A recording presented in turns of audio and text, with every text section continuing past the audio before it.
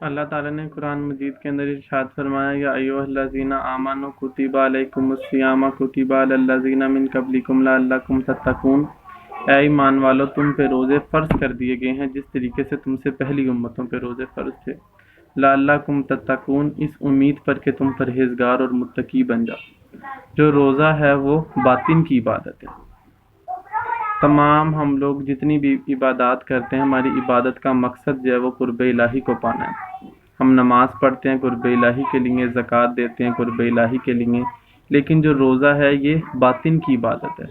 اور روزہ جو ہے انسان کے اندر خوف پیدا کرتا ہے۔ آپ دیکھیں نا، ایک شخص نے روزہ رکھا ہوا ہے،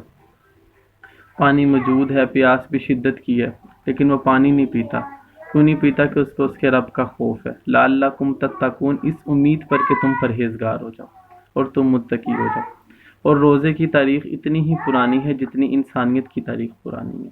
حضرت آدم علیہ السلام جو ہے وہ چاند کی 13، 14 اور 15 کا روزہ رکھا کرتے تھے، اور ہم سے پہلی امتوں پہ بھی اللہ تعالیٰ نے فرما دیا کہ یا ایھا الذین آمنوا، اے ایمان والو، کتب علیکم الصیام کتب علی الذین من قبلکم لعلکم تتقون، جس طریقے سے تم پہ روزے فرض ہیں اس طریقے سے تم سے جو پہلی امتیں تھیں ان کے اوپر بھی میں نے روزے فرض کر دیے تھے۔ تو یہ روزے صرف شریعت محمدی کے اندر نہیں ہیں، اس سے پہلے بھی جتنی امتیں گزری ہیں تمام امتوں کے اندر جو ہے وہ روزے ہیں۔ اور داتا علی حجویری نے کشف المحجوب شریف کے اندر لکھا ہے کہ نبی کریم صلی اللہ علیہ وسلم جو ہے وہ داؤدی روزے رکھا کرتے تھے، جیسے حضرت داؤد علیہ السلام روزے رکھا کرتے تھے، اور وہ روزے جو ہے وہ اس طریقے سے جو ہے وہ رکھا کرتے تھے کہ ایک دن روزہ رکھتے تھے اور دوسرے دن جو ہے وہ روزے کو افطار کیا جاتا تھا۔ داؤدی روزے جو حضرت داؤد علیہ السلام نبی کریم صلی اللہ علیہ وسلم سے پہلے دنیا میں تشریف لائے ہیں، تو آپ جس طریقے سے داؤدی روزے رکھا کرتے تھے اس طریقے سے نبی کریم صلی اللہ علیہ وسلم بھی جو ہے وہ روزے رکھا کرتے تھے۔ اور لکھا ہے کہ آپ صلی اللہ علیہ وسلم جو ہے وہ محرم الحرام کے، شعبان المعظم کے، رجب کے، یہ جو جتنے بھی بابرکت مہینے ہیں، نبی کریم صلی اللہ علیہ وسلم جب وہ اس کے اندر کثرت سے روزے رکھا کرتے تھے۔ اور آپ صلی اللہ علیہ وسلم نے فرمایا کہ یہ حدیث جو ہے امام غزالی نے مکاشفۃ القلوب میں نقل کی ہے کہ آپ نے فرمایا کہ جو رجب ہے وہ اللہ کا مہینہ ہے، شعبان جو ہے وہ میرا مہینہ ہے، اور جو رمضان ہے وہ میرے امتی کا مہینہ ہے۔ تو اس سے یہ بات ثابت ہوتی ہے کہ جس قدر انسانیت کی تاریخ پرانی ہے اس قدر ہی روزے کی بھی تاریخ پرانی ہے۔ اور یہ لکھا ہے امام غزالی نے جو ہے وہ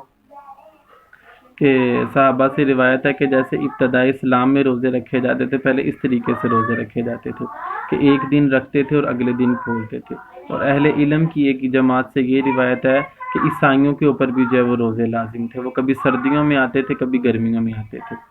لیکن جو ہے وہ ان کے کاروبار کی مشقت کی وجہ سے انہوں نے اللہ تعالیٰ کا جو حکم تھا اس کے ساتھ مذاق کیا، اور انہوں نے جو ہے وہ بہار کے موسم میں اپنے روزے رکھ لیے۔ ان کی گروہ کا جماعت بیٹھی، انہوں نے کیا فیصلہ کیا کہ ہم لوگ جو ہے وہ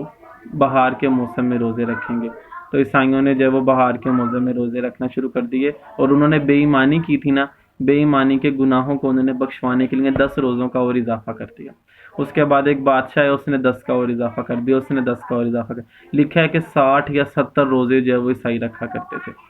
لیکن انہوں نے اللہ تعالیٰ کے حکم کے ساتھ جو ہے وہ روگردانی کی تھی۔ وہ بنی اسرائیل کی قوم کے اندر اللہ تعالیٰ نے فرمایا تھا نا کہ ہفتے کے دن تم نے مچھلی کا شکار نہیں کرنا، لیکن انہوں نے ہفتے کے دن کیا تو قرادن خاسین ذلیل بندر بن گئی تھی حضرت موسیٰ علیہ السلام کی قوم، بنی اسرائیل کی قوم۔ تو جو لوگ اللہ تعالیٰ کے حکم سے روگردانی کرتے ہیں، اللہ تعالیٰ جو ہے ان کو دنیا کے اندر جو ہے وہ ذلیل و خوار کر کے رکھ دیتے ہیں۔